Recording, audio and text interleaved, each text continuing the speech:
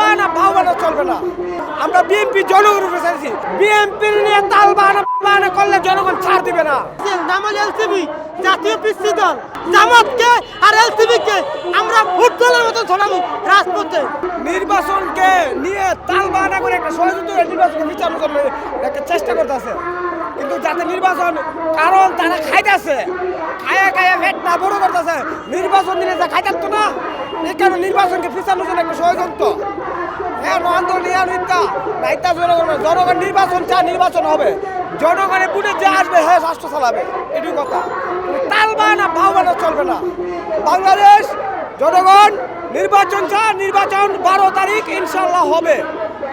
জনগণ যাকে চাইবে সেই আসবে, জনগণ নির্ভর, জনগণের আমরা নির্ভর ছাড়া দিছি, আমরা বিএনপি জনগণের উপরে চাইছি, জনগণ যে আসবে তা নেই।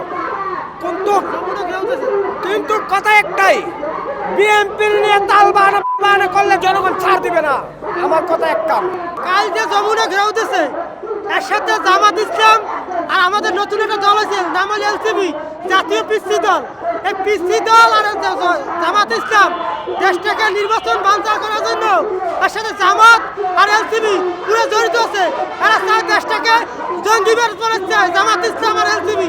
আমরা এলসিবিকে বলতে চাই আর জামাতকে, যত লাভালাভি করো কোনো লাভ হবে না। নির্বাচন হবে, আর এই নির্বাচন একমাত্র আল্লাহ ছাড়া কেউ ঠেকাতে পারবে না।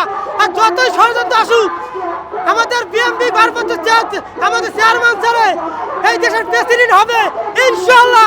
দেশের জনগণ, এই গরিব জনতা, রিক্সাওয়ালারা, ভ্যানওয়ালারা, অটোওয়ালারা, গার্মেন্টস শ্রমিকেরা তাকে ভোট দিয়ে দেশের প্রেসিডেন্ট তাকে বানাবে তারেক রহমান ইনশাআল্লাহ। আর জামাত আর এলসিবি যতই ষড়যন্ত্র করুক, আমরা ফুটবলের মতো ছড়াবো।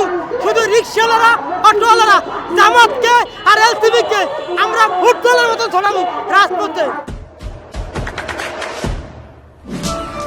দেশে দেশে সবার সাথে দ্য নিউজ।